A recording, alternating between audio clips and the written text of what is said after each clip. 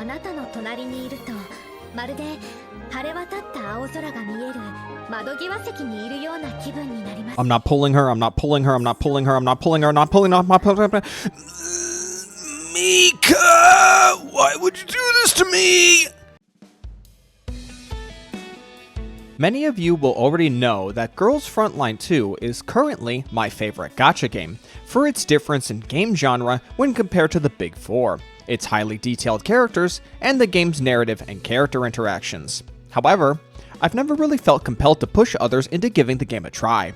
I've obviously glazed it in the past or made direct comparisons in regards to what it does well over other mainstream gacha games, but otherwise, I've never outright told people to give the game a shot. Well, Mica Team recently concluded their livestream for Mimis Burner's Loop, otherwise known as the Springfield Patch, commemorating the game's 6-month celebration since the global launch, and with it, there is a lot to cover that I believe now is the time to start playing if you've been on the fence in the past. To start off with, we have Springfield, a Hydro Sniper support unit known for her ability to overheal allies, apply Hydro weaknesses, increase the stability damage of allies, and a wide variety of damage buffs for her team, specifically other Hydro characters. Springfield's place in the meta, even in the CN version of the game, is still at the peak of her performance, as her first duplicate improves Confectance Index generation, also known as skill points in this game, of other Hydro characters. Tololo, a standard banner unit who consumes all her Confectance Index to go twice in a single turn, will see a massive boost in her strength with Springfield's addition, especially the players that own at least 2 additional duplicates of her to double down on additional Confectance generation. If you intend to invest in Hydra units, Springfield is a must-own for your account. As for Perry, she's a Burn SMG Bulwark unit, otherwise known as the Tank class, whom consumes her own health to generate a shield and follow up with basic attacks in the same action. Her ultimate increases her crit rate to 100% and taunts enemies within a 2-tile radius. As for Perry's strength, she seems to be more so a luxury pick for burn teams. Bulwark units as of right now are something of a niche pick in the global version, and have limited use cases, typically when you need to position them to soak up damage from large groups of enemies or a specific boss mechanic. Burn itself also continues to remain a strong element in the meta simply off the backs of Kyungju and Sharkry, a standard 5-star and 4-star unit respectively. While on the topic of Sharkry, it would seem within the CN community that Sharkry's recent buff in the form of her expansion key has further diminished the value of pulling for Perry, which also happens to be coming out in this new patch, but more on that later. With all this in mind, I wouldn't recommend Perry unless you really like her as a character or are looking to quadruple down on your burn team options. There is also a third 5-star character coming in this version who is completely free to all players through participation of the latest event content. Faye, a physical handguard vanguard unit, otherwise known as the hit and run class, who can apply bleed effects, movement denial, and physical damage reduction debuffs to enemies. She's meant to stay within close proximity of enemies to passively apply additional debuff applications, and has access to some light HP regeneration and the ability to pass through enemy-occupied tiles should she ever get in a tight spot. I can't really say for certain where Faye stands in regards to strength, but generally, Vanguards as a class is harder to play when compared to the standard DPS class of Sentinels. Nonetheless, she is free to claim in events, and additional copies of her, as well as her signature weapon, can be pulled for on the standard banner. And since you can set a character or weapon to focus on the standard banner similarly to an event banner with 50/50s, and guarantee if the previous 5-star is lost, I don't see much to complain about really. It's also safe to assume, since Faye's weapon is part of the standard 5-star pool, it will also be added to the token shop to be bought directly, akin to the light cones and W engines of Honkai Star Rail and Zenless Zone Zero. Moving on from there, we have new skins releasing alongside the debut of Springfield and Faye.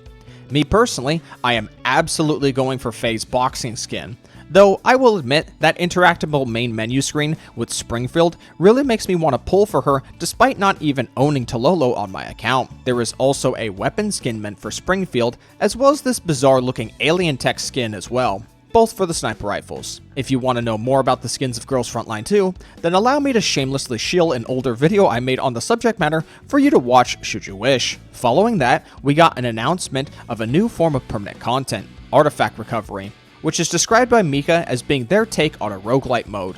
I've already made my opinion known a couple times about how roguelite modes in gacha games are an overdone concept, but I'm willing to give this one a shot at least to see how it plays before I absolutely roast the hell out of it.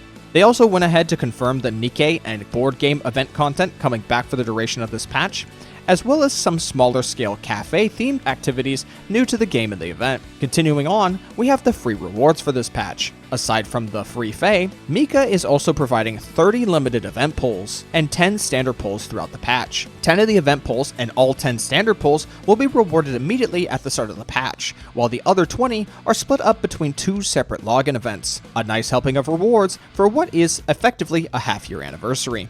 If Springfield and Perry don't interest you, then you might want to pay attention to the reruns this time around, as Mica Team adjusted the rerun banner this time to give players a 100% chance on the first guarantee of a 5-star they pull on both the character rerun banner and the weapon rerun banner. Subsequent 5-star pulls will return to the usual 50-50 system. Going by the image provided, players can choose between Ulrid, Suomi, Macchiato, and Diane.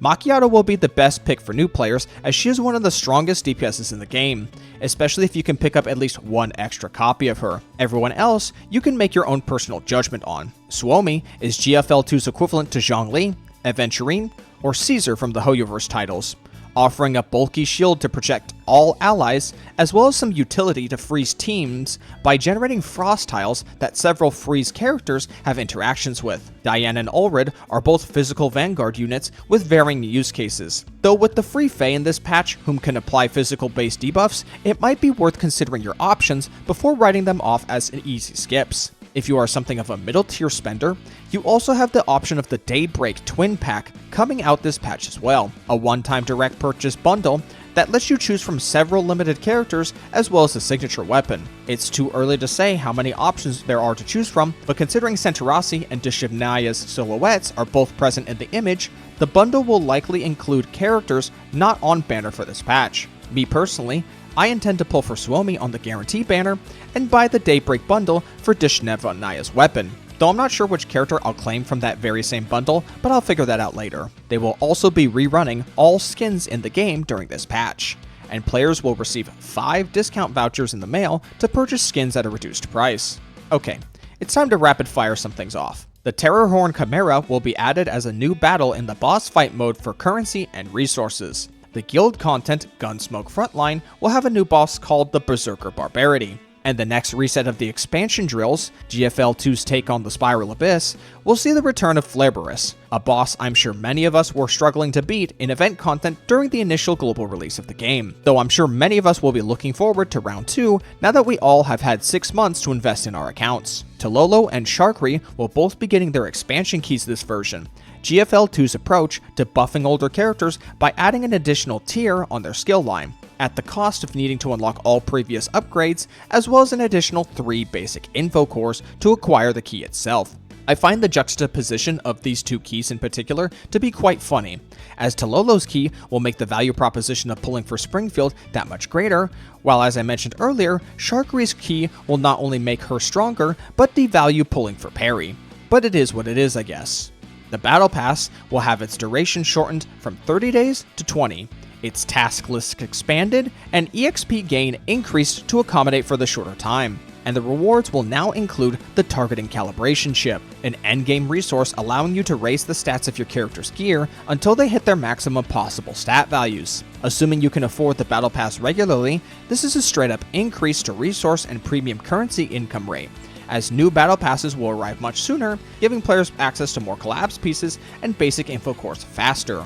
Another massive addition we'll be seeing in this latest patch is Mica will now begin rolling out shelved story content from previous events to be permanently available, allowing players whom started late to experience story content they were originally locked out of. The returning story content will start with Sojourners Part 1 and 2. Part 1, in my opinion, being some of the best story content in Girls Frontline 2. Focusing on Ulrid and her struggle to find a home for the community of dolls she leads out in the harsh wastelands away from humanity. If being unable to experience all story content was a reason to keep you away, well, that shouldn't be a problem any longer.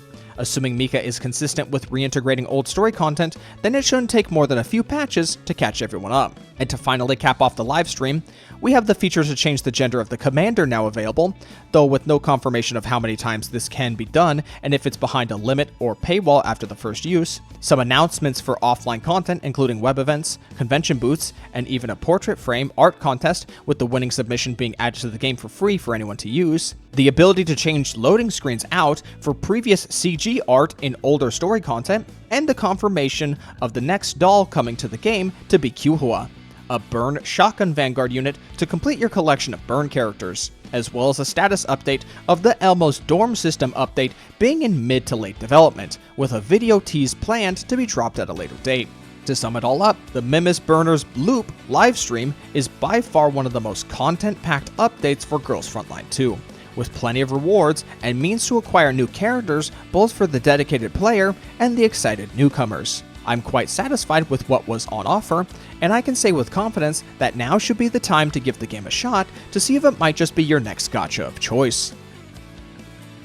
And with that, I have said all I really wanted to about the upcoming 6-month celebration patch for Girls Frontline 2. So long as no other gacha game comes out to compete with GFL 2 in the same genre of tactical XCOM-like strategy games, it will continue to have an uncontested hold on this niche of a market within the gacha space. It's fantastic to see Mica Team not abusing their position of power within this space, and instead consistently offering more and more features and content that better appeal to what people are looking for. There are still a few dolls I've got my eyes on in the CN version of the game, and I wait with bated breath for when I can finally get my hands on them. But until then, this has been Arikado Zodan, and I'm clocking out.